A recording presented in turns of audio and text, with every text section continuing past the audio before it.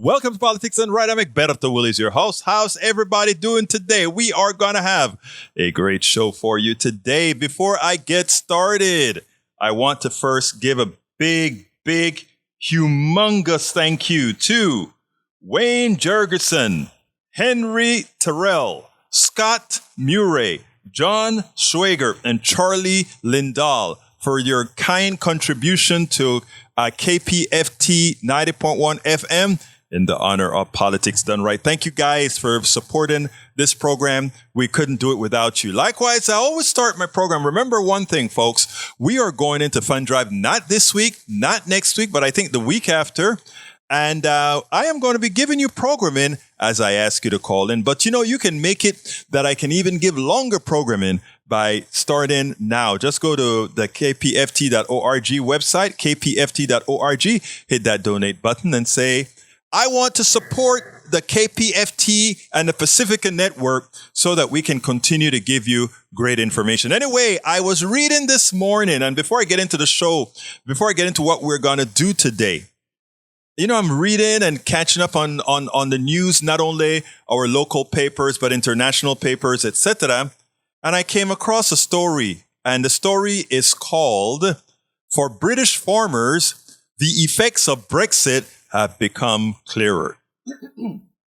I repeat, they're now seeing what occurs when we really mess with it, when an old society messes with immigration, right? So, right now there's quite a bit of inflation in Europe, right? We have inflation here, but it's worse in Europe. And inflation can occur under several conditions. One, you have a supply chain problem. Two, you can have a shortage problem. And three, you can have corporate gouging. In America, the largest portion, as pointed out by our congresswoman from California, Katie Porter, most of our inflation is corporate greed. In other words, they're pricing the products higher because they can. Yes, we have a supply chain problem, but that supply chain problem was created by them by outsourcing unnecessarily to reduce costs further. And we also have, in some areas like eggs, a shortage problem because of the flu that we had, the avian flu that we had. But then again, that is also their production system and them cutting corners that gave the possibility of avian flu going all over the egg domain. So again, all the problems that we have for inflation are corporate driven. I want everybody to understand that. You didn't do anything wrong. Your mom and dad didn't do anything wrong. Your daughter and your friends didn't do anything wrong. Corporate greed did all that was wrong. Keep it en nuestros cráneos. Let's keep that in our heads. Now, the British farmers are now in trouble because they can't harvest. This particular woman has 1/5 of her farm unplanted. Why? Because she doesn't have the workers from Latvia. She doesn't have the workers from Poland to come into Great Britain to cosechar la finca, to get the crop, right? So what all those prejudiced folk that thought they wanted to get rid of all those Europeans. We don't want the Europeans to have a darn thing to do with us, or we're tired of the rest of the Europeans. That is, the former communist countries, the other countries like Spain and Portugal and all these guys that were coming into Great Britain to do farming, etc. And also many other unskilled workers. They're gone.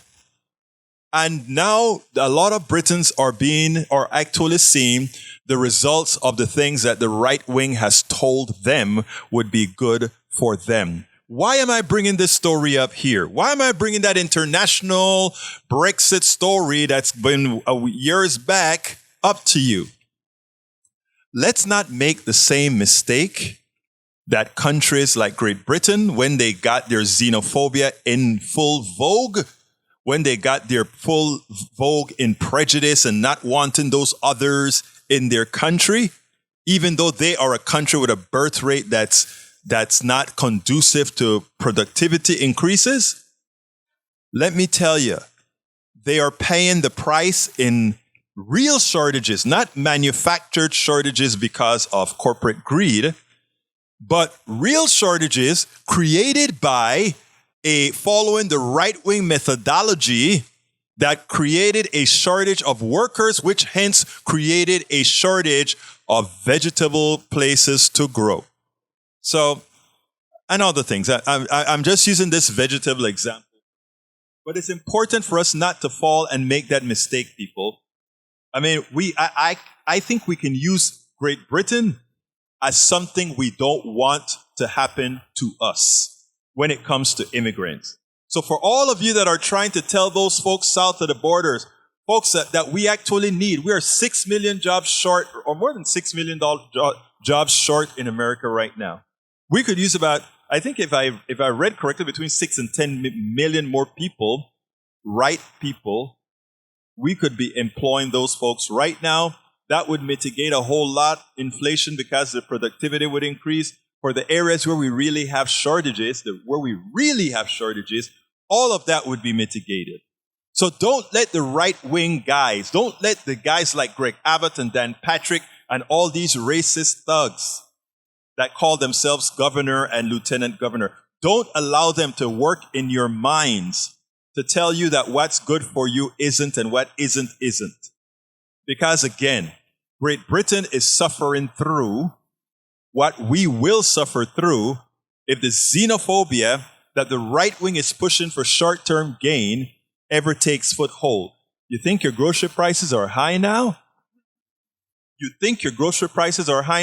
Wait. Get rid of those immigrants. You think your restaurant prices are so high now? Wait. Let xenophobia thrive. Let prejudice thrive. Let anti-immigrant feelings and sentiments thrive. And you'll see, you may feel real good being, I'm not talking about, most of them, but those who feel that way, they may feel real good the day that they say, yeah, get them out of here. But they will pay the price. And it's not only they who will pay the price, but it's their kids' kids, and the loss in productivity, the loss in your wealth. And you know who will never lose a thing? The corporate folks who kind of led you down the road for political gain. So folks, let's not fall for all of this. Let's all do things right. Anyway, today's program, but before I get to today's program, I want to welcome Tori Mercer is in the house. Tori, how are you doing today? Hello, Egberto. Good to see you. Great to see you. Happy Monday. Your thoughts on my little soliloquy that I just had there? I think you're a genius. Oh, wow. I'm not, but thank you. I mean, keep up the good work. Well, I think it's so important though, Tori, that, we don't have to live through what Great Britain is living through right now. We don't. We can actually see the example of what has occurred there and make sure it doesn't occur here, don't you think? I think we need to learn from their bad example and form an economic union with all the Americas. I agree, 100%. Get rid of these borders, go to a common currency. Let's get organized. New constitution. Let me tell you something. I think in the long run, that is where we have to get. But anyway, today's show, but thank you for doing both the boards and the phones. Folks, give us a call, 713-526-5738. You heard my initial soliloquy. Did it tickle you? Do you want to make a comment on that? I'd love to hear from you. 713-526-5738. Hit the number 2, and Tori will get you on air right away. We love to hear from our audience. We love to hear that you're listening. We love to hear that you're thinking, even if you don't agree with what we're talking about. Even if you don't agree, we want to hear your voice. Welcome aboard, Lime Lemon in the chat, Paul Fleming in the chat. Thank you guys for being here. Let's see. Hey, everyone, let's all come listen to Egberto. Maybe everyone's at work. On the chat, it'll come. Eventually, you'll see some of the folks pop in. Yeah, a lot of folks are at chat. May Wood is also in the house on the chat. All right. Title of the show today is, that was a soliloquy in the beginning, Biden's partial support Supreme Court neuter. Yep. How can you neuter the Supreme Court? It's at the top of the chain? You neuter the Supreme Court by filling up the lower courts, right? And making sure they can get through a whole lot of laws interpreted. And you know what happens then? The Supreme Court can only take X amount of cases. So make sure that you're fully stocked. Make sure that they're doing their jobs, and everything will work out right. Well, that's what Biden is doing. Second item I have, debt ceiling highlights tax fraud. I'm going to kind of explain that using an interview that Byron Donalds did with CNN. And last but not least, or I think I'm going to start here actually, another mass shooting. And let me tell you why I want to start with another mass shooting. I woke up in the morning, turn on the TV, watching my Sunday news, and there pop up the message, it kind of interrupt the news. I don't know why they interrupted it. It occurred at midnight around our time here, Central Time. But they interrupted the news and said, 10 people are shot, 10 are dead, 10 are injured. And apparently the same guy attempted to go over at another dance hall to effect his evil murder as well. And, they talk about it a little bit, and then we moved on to another subject. I remember a few years ago, whenever you talk about this, that's not how it was. It actually messed with our center. It actually messed with our psyche. It actually messed with us that another human being would just come with a weapon of war and gun down people. I mean, it messed with us. And now, so anyway, another mass shooting. I woke up on Sunday to breaking news. 10 people were killed and 10 people were injured by a mass killer who ultimately killed himself. It was eerie that it felt so normal. Even the news coverage was matter of fact. The 24/7 coverage that used to be the modus operandi for such a catastrophic event was not there. It was business as usual. It is not hard to see that groups like the NRA and their Republican stooges love that. Hey, guess what? Killing people with guns that these gun companies make a lot of profit from. Hey, that is good. Guess what? If people don't pay attention much to it anymore, we no longer have to worry about gun laws changed. Because every single cycle, humanity means a little bit less. Every single cycle, humanity means less. And you know why they don't want to change anything? Guess what's down? Gun sales. Gun companies are making so much less money. Gun sales are down. They don't have an Obama to be scared of. Gun sales are down. But the crazies are still buying their guns and killing people. The immoral, and it is sad. I came across a photograph of 5 Republican politicians. And one has a machine gun, one has an AR-15, one has some sort of a bazooka-looking thing, another one has something that looks like an M16. And if you guys want to see that picture, it's in my newsletter for the show today. Go to politicsdoneright.com/newsletter. politicsdoneright.com/newsletter. And it's amazing. I'm looking at this picture with big smiles, including Boebert and Donalds, with 2 big guns in their hands, and they're smiling. They have kids, they have relatives, and to think that's what they're looking at, right? Like it's a big deal to have a weapons of war, a civilian with a weapon of war. The immoral, childish behavior of politicians like these terrorists who held the House hostage must be held accountable. They are making the gunning down of Americans acceptable. They are making the gunning down of Americans acceptable. 713-526-5738. Again, the numero is 713-526-5738.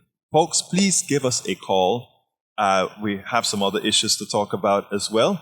But if you have anything to say about the gun issue, before I change the subject, one of the other 2 subjects, please give me a call now. 713-526-5738. Hit the number 2 and you'll be on air right away. I repeat one more time, 713-526-5738. All right, so this morning, got up again. I'm watching the news. And yes, they mention it, and they're doing a little bit of mourning out there in Monterey, California, right? But again, it is not the shocking thing that 10 people lost their life. 10 people were gunned down, and 10 people are in the hospital. We don't know their conditions. Every week, every day, this is what we're living through. And we are the civilized country. There are countries where we talk about terrorists. We don't have to worry about terrorists knocking down buildings and shooting up people. Our own people do it among ourselves. So we shouldn't be talking about all those foreigners as being scared of them to come in and cause some sort of a problem. Because our own are mass killing our people. So we should be measured. We should be humble in our thoughts. Whenever we talk about these issues, we should show a certain degree of humility. When you find that what we so fear from others should be no fear at all. You can go. When you look at it, we have to be very cognizant of our own. We have to be very cognizant. So as soon as Terry bring you in, Frank, I'll take you on the air. He'll be bringing you in shortly. It's red. It's not on air. So we'll be. Oops, we lost one. But the Frank is not on air for number one. And call back. We just lost you. Don't worry about it. It's not red. It has to be. There we go. Frank, you're on the air. Yeah, good afternoon. How you doing, sir? I've listened to you over the years, and you're always interesting. Here's something I think that when we're talking about gun violence, probably put this in the context of probably the most, expansive perpetrator of violence since World War II. I think we're living in it. It's the pariah known as United States of America. We've invaded more countries. We've inflicted more horror, more terror than any other country, I think, in the world. We've been involved in Central America, in Iraq, which was started on a lie, and of course, Vietnam was just a continuous barrage of lies. Right. And and of course, what's so interesting about it is both houses of Congress, the two wings of the pariah, the Democratic and the Republican, always vote for the Pentagon, whatever they want. In fact, I think, was it under Clinton where he offered, they proposed so many, and then he offered, well, you sure you don't want some more? Exactly. So, and I can remember, Frank, let me stop you for a second. Hold on a second. For the person who called that we dropped, that was accidental. Please give us a call back at 713-526-5738. All right. Yeah. Okay. And I think that this is always the big elephant that no one talks about. And both houses of Congress have supported this war in Ukraine. And I remember, I don't try to keep track of all the details, but you could fill me in specifically. But remember, they thought that this may be just a very temporary skirmish, and right. We might get this thing settled with Putin. But the way, though, they said, no, we're anticipating at least a year on this thing. We're anticipating a year. And I thought, oh, boy, the military-industrial complex may have been popping the champagne when they said that. And then it hasn't been long after that till I heard one of the spokespeople for the government say, oh, no, we expect this to be a 2-year campaign. Yeah. I thought, oh, boy, General Dynamics, this is great. Let's have another party. So I think this is so blatantly obvious that America, the great perpetrator of violence and overthrowing the governments, there was a book out, in fact, Overthrow by Stephen Kinzer, right, which lists, I think, 17 or 18 different governments that we've overthrown in those last few years. So, we're talking about this violence around the country. We are the most prolific perpetrator of violence, I think, on the planet. And that's where if we could, I don't know how we're going to stop it because the Democrats and Republicans always vote for whatever the Pentagon wants plus more. So I think we're caught in a trap here. And until we hit the streets, maybe like we did in Vietnam, which it finally bore down to where they got out, but it didn't do any good on Iraq. And we've got 2 or 3 war criminals still in the United States. Right. One of them painting pictures up in Crawford, Texas, that perpetrated the lies that started the great tragedy in Iraq. And on and on. In fact, we overthrow the only democratic attempted government years ago in Iran. Yes. And Mossadegh was there, and then of course we said Kermit Roosevelt. Well, that's what money. I tell you something that I heard. On and on we could go. I tell you, I've passed the speed. So Frank, go ahead and you're probably on one of those things that you can't hear back at the same time to talk about. Here's what I want to say, Frank. First of all, you hit the nail on the head. As far as violence, yes, the problem is most Americans don't know. Okay, most Americans don't see what we do overseas. Most Americans don't see the social. Let me give an example. Most Americans see Africa as a basket case. Okay, they see that. But what the corporation sees is as resource for materials that they can't allow to put added value on. So they're intent on keeping bad dictators in power down there, just like they did in South America and elsewhere. Because that is what feeds the West. Most Americans don't understand that political reality. When it comes to the guns that occur, with the killing that occurred in California, what most Americans don't understand is all of that, keeping these guns in the hands of people, it's a business deal. This is just a business deal. These politicians are willing to pay for us to pay the price for having people sell their wares. We look at how easy it was to give Ukraine billions of dollars, whatever they asked for, but we don't have a water treatment plant that is functional in Jackson, Mississippi or Flint, Michigan. We have a problem. It only takes $1 billion to fix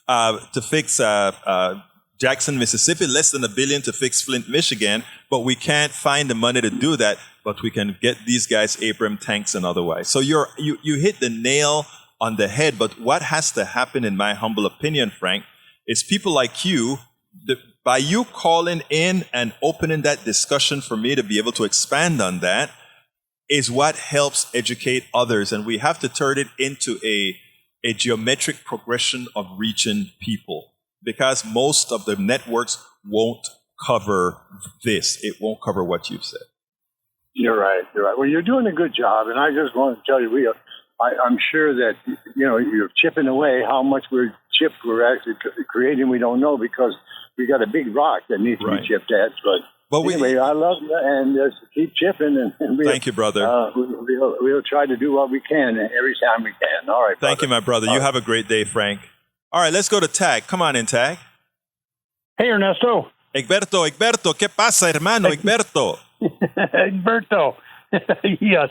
Sorry about that. I had that name stuck in my mind from years ago. Yeah, Ernesto was our program director a few years ago.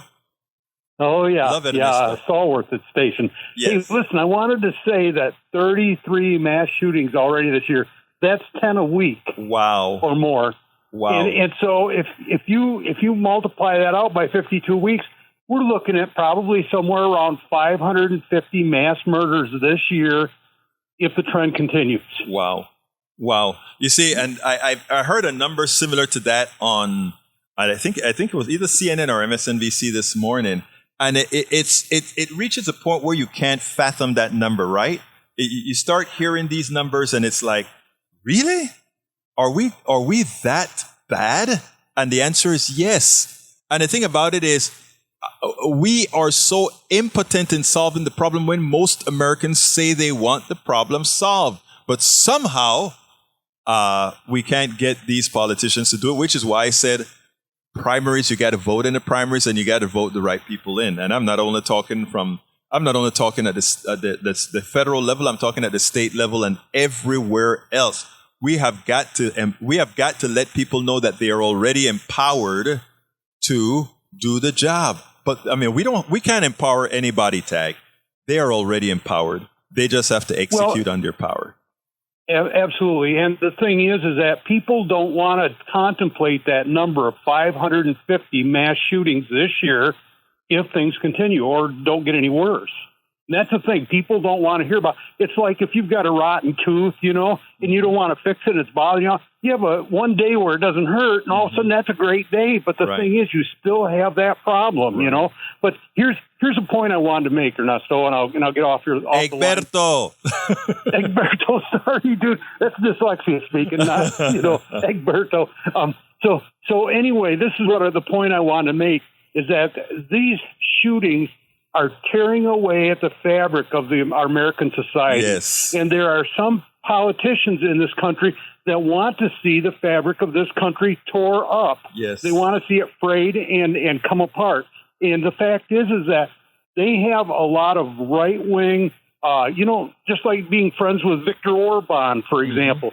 These people it's just not about gun makers. It's these people that want our society to be frayed and to be dysfunctional. And I think that there's a lot more going on here than just some guy shooting people at a yesterday or day before. I mean, there's a lot more going on here. I think you hit the nail on the head, Tag, when you said these people want chaos in the country. And the reason why they want chaos in the country is if you have a whole bunch of people that are chaotic, that are afraid, that are concerned about their neighbor, these are people that politicians can take advantage of and pass any kind of laws under a false pretext. So you hit the nail on the head, Tag.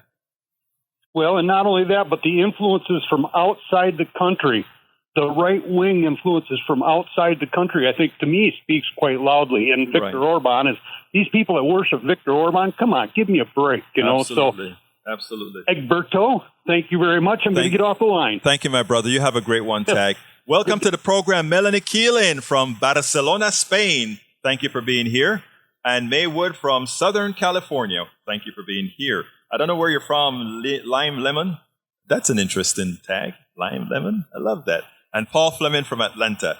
All right, let's see. Biden's new subject. We're off of the one with the crime, but the new subject is Biden's partial court neuter. And it goes like this. Joe Biden may not have the House, but with the Senate, he can leave his stamp on the judiciary, ensuring that the activist Supreme Court is attenuated. Notice I didn't say stopped, but that the Supreme Court can be attenuated. Why? Well, we learned that there are three co-equal branches of government. The executive, that is the president and his administration. The legislative, that is the House of Representatives and the Senate. And the judiciary, that is the Supreme Court and the systems of courts, right? That was never true, though. Those three branches are not co-equal. That's what you learn in school.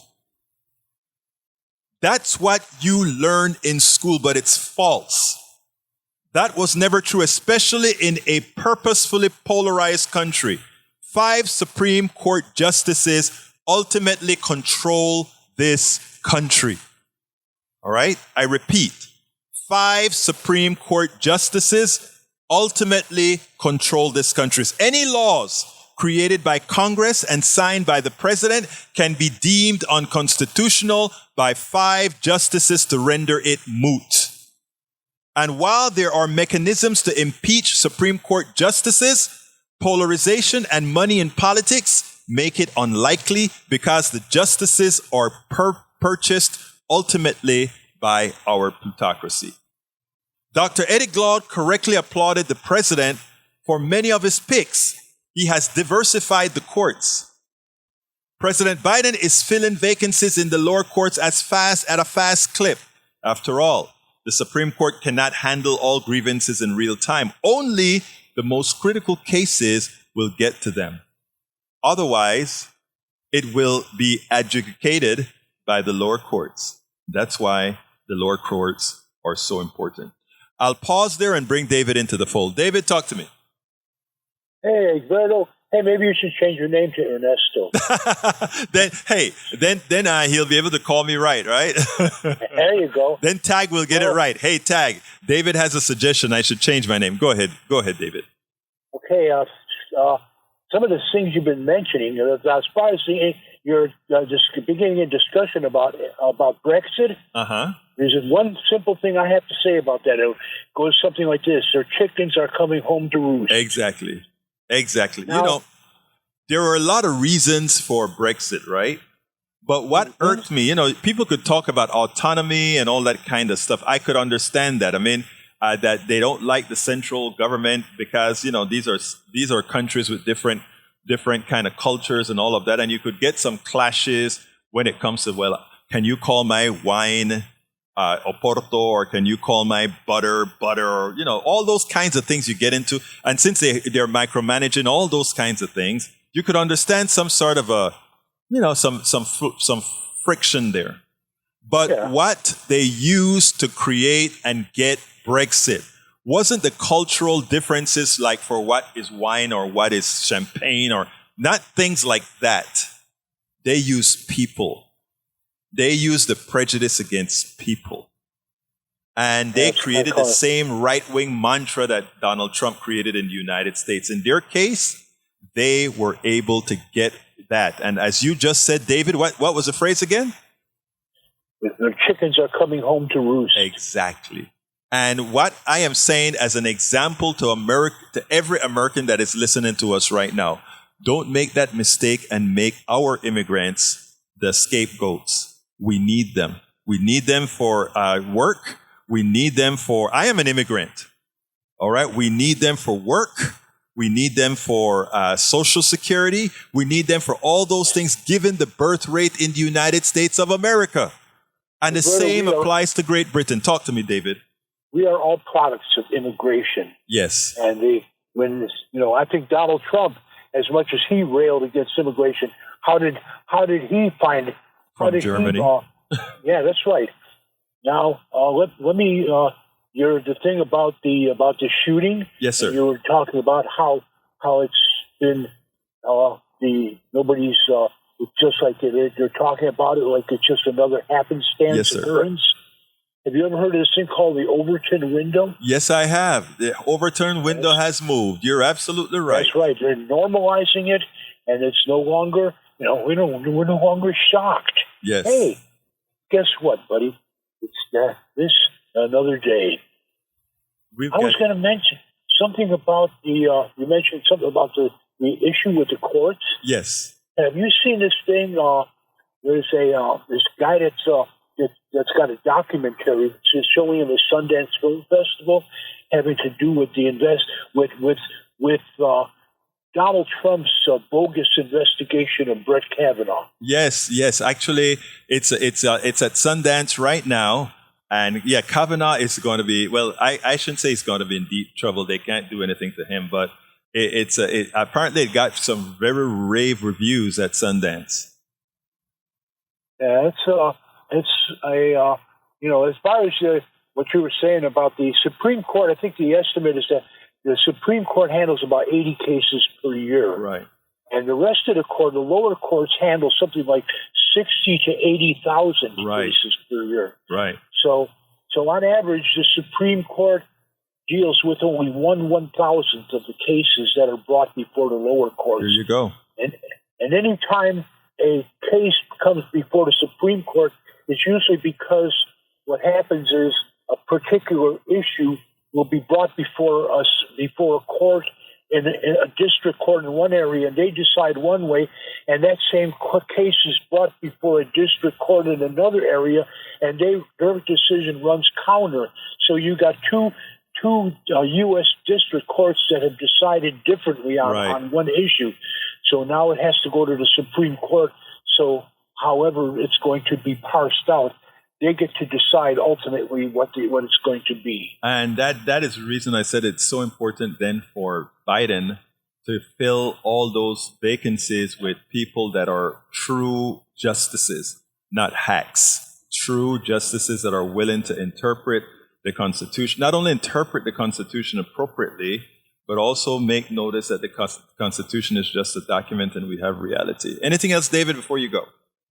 Yeah, as far as Donald Trump appointing justices, I heard about some of the justices this guy nominated for positions on the lower courts. Mm-hmm. Some of these guys, they didn't even know how they didn't even they had no knowledge of the Constitution or the laws that they were supposed to be deciding on. How could somebody that's supposed to render a decision in a case possibly render a reliable decision when they don't even know what the law that they're deciding on? It's shame. Look at the woman who actually gave him a pass with the documents, right? And the other courts finally overturned that. But David, thank you so kindly for calling in and keep listening and keep telling folks about it. Okay? Thank you for giving me the time of day. You have a wonderful day, David. All right, folks. Patrick's time is on the. I think Patrick is calling in from. Is that LinkedIn or I don't know? From that is Patrick. Time is calling in. Not calling in. It's on the internet from. I think that is YouTube. All right. There was a surge of deadly heart attacks across Australia in 2022. Death by heart attack surged 17% in 2022. I don't know what you're trying to tell me there, Patrick. You may want to tell me if there's some probative thing there. But anyway, continuing with the Supreme Court or the courts in general, remember I mentioned that when you learned in school that we had 3 co-equal branches of government, that was not true. They want to teach it that way because they want to talk about checks and balances, right? Each division checked the other.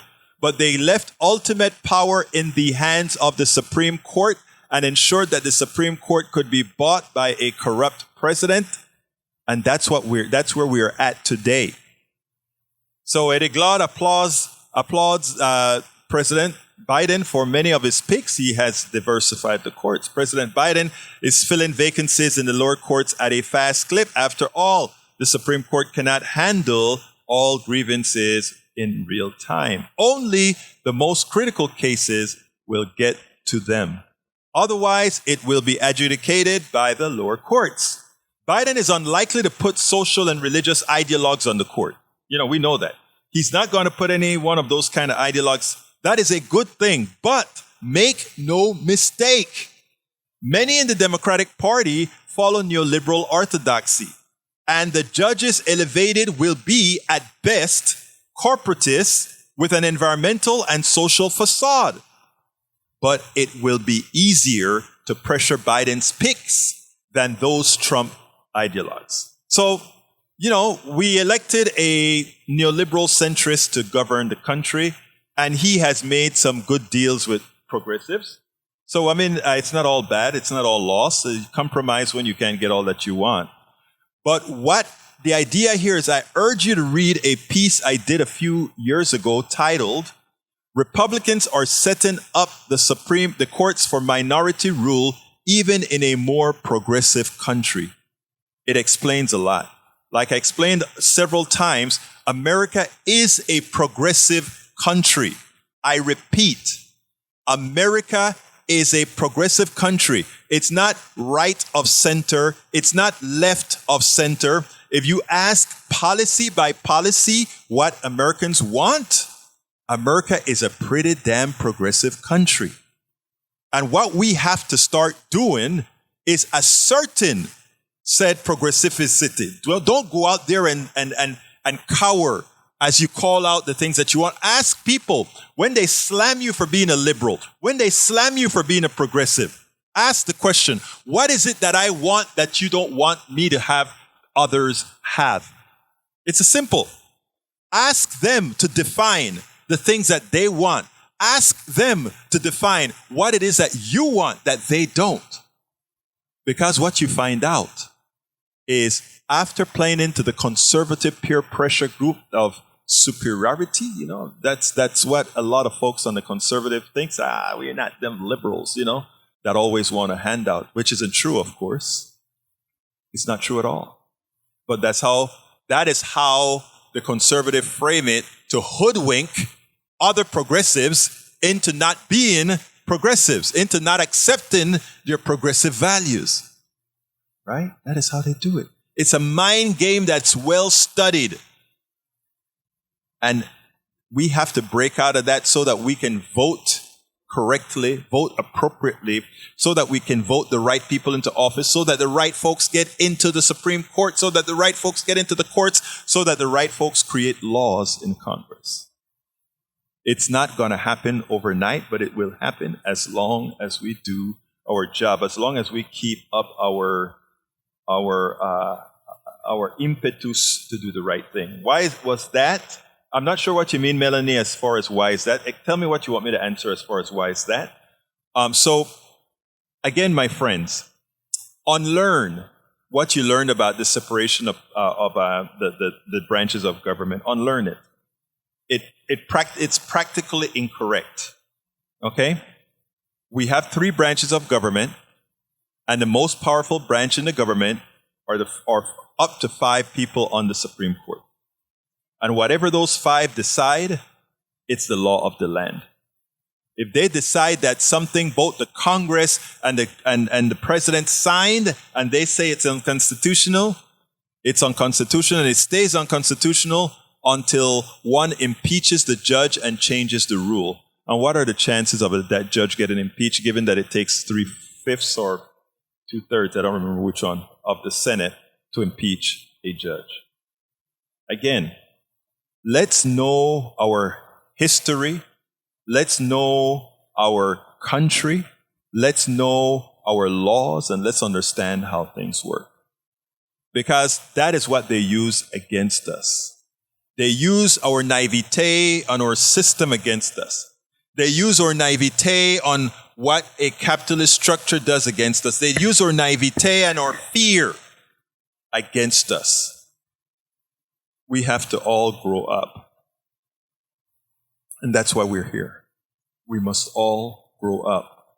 We must all not be tethered by misinformation. We can't tether ourselves to that. We do that at the risk of our well-being. And that's what we've been doing. We've been tethered to so much bad information. And with that, I'm going to the third subject. It is debt ceiling highlights tax fraud. The debt ceiling highlights tax fraud. Representative Byron Donalds, Republican of Florida, told CNN it wasn't his place to call for his Republican lying colleague George Santos' resignation. Host Victor Blackwell reminded him he'd had no problem demanding President Joe Biden step down. In the debt ceiling portion of the interview, Victor Blackwell asked Congressman Byron Donalds why not separate the spending debate from the debt ceiling. After all, the debt ceiling increase involves money already allocated and spent. Representative Donalds claimed it was a business statement and not a political one to tie the two. He must be a damn lousy businessman if he does not realize that the mere possibility of connecting the two is irresponsible and destructive for business both in the United States and abroad for the uncertainty it brings. Again, I want you all to think about this. If you think there's going to be a problem with your credit, or if you think that this guy has a credit problem, or if you think that you may not get paid from this guy, are you going to invest a lot in giving him services or products? I think not.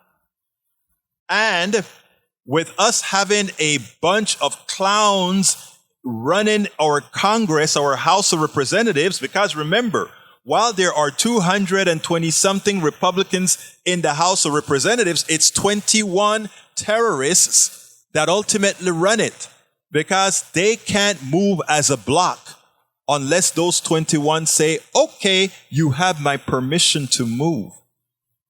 Remember that.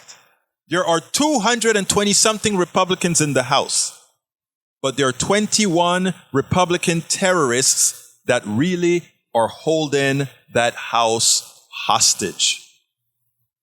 And I put it in those words because those words are in fact apropos. Okay, so more importantly, he fails to note, Donalds that is, fails to note that much of the deficit arises from not taxing those who must benefit from the economy we all created. In other words, we got a bunch of deficits. We didn't create those deficits. We are not spending an inordinate amount of money other than what we transfer to the defense industrial complex, other than what we transfer. Well, I'll talk about that in a little bit. Let me continue this and then I'll talk that one. The responsible tax cuts when Republicans were in power exacerbated the debt and deficits. Remember that. It exacerbated the debts and deficits. The debt increases interest payments to the wealthy who bought the debt that we are responsible for paying. Again, we give the rich tax cuts. Think about this. We give the rich tax cuts, which increases the deficits. They then must loan us back the money they didn't pay in taxes to mitigate, to pay for the deficits so that we can continue to spend for the things that we need. And these deficits were created by what again? The tax cuts. Look at the circle, guys. Wouldn't you like to make money that way? Hey, congressman, cut that rich person's taxes. Okay, but you're not going to, but guess what? Now that you cut those taxes, we got a big deficit. Okay, Congress has an answer. We are going to borrow the money that we gave these people in tax cuts. But who can afford to loan us the money? The people we gave the tax cuts to. So they loan us back the money.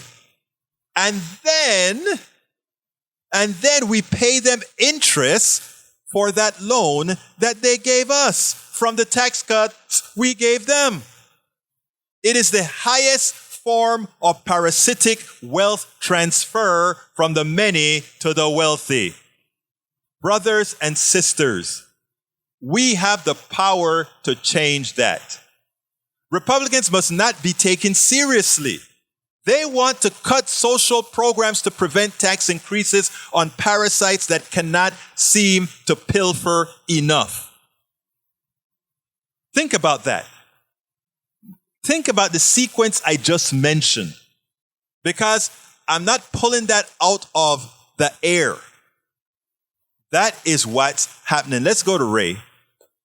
Come on in, Ray. Hey, brother. How you doing, my brother?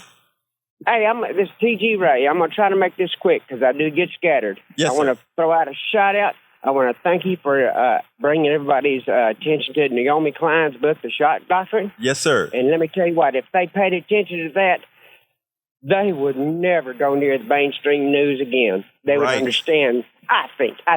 But there's even a more, I'm on my fourth reading of that book. Yes. But there's another book out there by a girl named Nancy Eisenberg. Mm-hmm.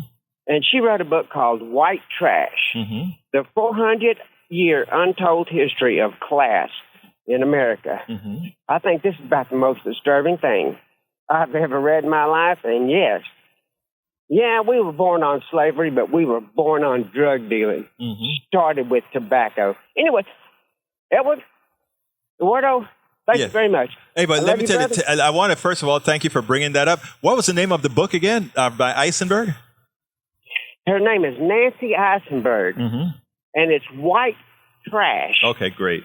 I'll look into that. I hadn't read that one. The 400-year of untold history of class in America, Mm-hmm. and it's almost, of course, the best book is Howard Zinn's History of America. Right, I read that. That's best. But you ought to try that. But your readers your listeners who have a lot of things to say, and they're really important, and I agree with most of them. But somebody ought to read this book, White Trash, and they'll find out. Thank you so kindly, anyway, that's TJ. That's all. Thank you, Eduardo. Eduardo, I'm taking up too much of your time right now because you've got a lot of important things to say. Well, thank brother, you, I appreciate your call, and thank you for turning me on to that book, okay? Yeah, thanks for bringing up Naomi Klein. Yes, sir. That girl's a hair raiser. She's great. Kidding. I met her, believe it or not, I met her in Arizona and interviewed her in Arizona. During the Bernie Sanders campaign, she came over to give a speech, and I got her to the side, and we had a little chat. I know her from Democracy Now! Yeah, she's great. That's where I know. Okay, Thank you, brother. Have a great one. No, wait a minute. Wait a minute. Segue. Okay. I've just lost Link TV, Democracy Now! And Freedom TV on my Direct TV channel, and it's right after it seems like our fabulous governor and lieutenant governor, that bunch, has passed a law that you can't even watch anti-Israeli problems or gun lobby problems. They passed a law. Yeah, it's an do business in the state of Texas, and they took my Link TV away. All right. Anyway. But wait, before you go, just remember that one thing, okay? There are alternate ways to bring that right into your TV still. So don't worry about Tubi. You can bring YouTube on a smart TV. They can't really stop it, okay? Oh, don't worry. Don't worry. I'm already ahead of them. All right. Take care, my brother. They're just going to force me into the internet, and God Almighty, I've done nothing to deserve that. Nothing. Okay, all right, buddy. TG. You have a wonderful day, sir. All right, bye. All right. So, folks, about the debt ceiling debate, let me warn everybody about this. It changes nothing numerically. All the debt ceiling says is, you know what? We can borrow X more dollars. America has what's known as sovereign currency. What that means is America can print whatever it wants. It differs from, let's say, many of the countries in Africa who are based on the dollar. Even if they have their own currency, they borrow money in dollars. Guess what? We borrow money in dollars. So therefore, we can do whatever we want. We print dollars. We decide, and our treasury prints dollars. They don't print it anymore. It's on a ledger. But we can decide if we need more money to just do what's called quantitative easing. We can do all kind of magical things. That is why our $31 trillion or $32 trillion debt, which is orders of magnitudes worse than, let's say, what Nigeria has or what any of these other African countries have.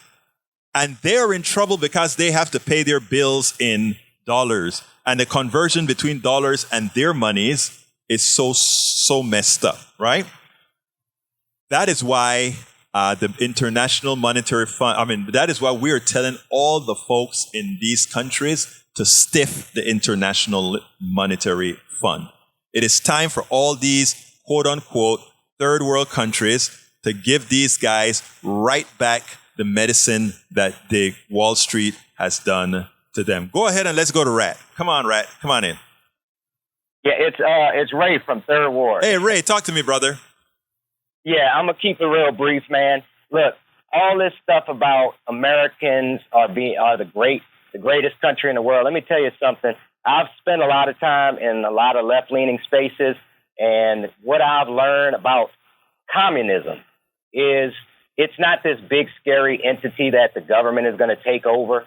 What we need to do is take out the ST of communist and put in TY and make it community. If it was community party, people wouldn't be as scary. But when you put that ish or that ism on it, it makes it scary. And the same thing about socialism. Mm-hmm. Take out the socialism and make it society. Mm-hmm. It's the betterment of society, and communism is a community-based political ideology. I want to piggyback onto that, Ray, because what most people don't understand is they love to say, we like capitalism and democracy, as if capitalism has anything to do with democracy. They are mutually exclusive. In fact, China is one of the largest capitalist countries, and it's a very it's not a communist country. China is an authoritarian country. They also like to mix up socialism and communism and authoritarianism. And the thing about it is, it is all false. Because, and they'll say, like, look at Venezuela, or look at the Soviet Union, or look, those are not socialist countries. They may have the when it used to be the USSR, they may have had the name social Soviet republics and all of that, or somebody else may have said this other country is a social. The fact of the matter, they are not. Don't mix authoritarian with social at all. And your statement about community and society. Nobody would disagree with community and society. We do things together as a community. There's nobody stopping anybody from having your pizza shop, having your grocery store, or anything. Now, they try to define those two terms as if total control by the government of all these institutions, which is false, right? That is a definition in the dictionary. No, it's we the people. Right. It's in the dictionary, though. And what you notice is the definition has changed over time in the dictionary because of our plutocracy, scared that after they have been had by this current economic system, after they've been pilfered by this current economic system, that when people start looking for, why don't we have a democratic healthcare system? Why don't we have a democratic energy sector? Why is it that we dig in the ground and pick up oil that should belong to the entirety of all of us, and it goes to a few? Why? You know, there are a lot of Because questions. of corporate greed. Right.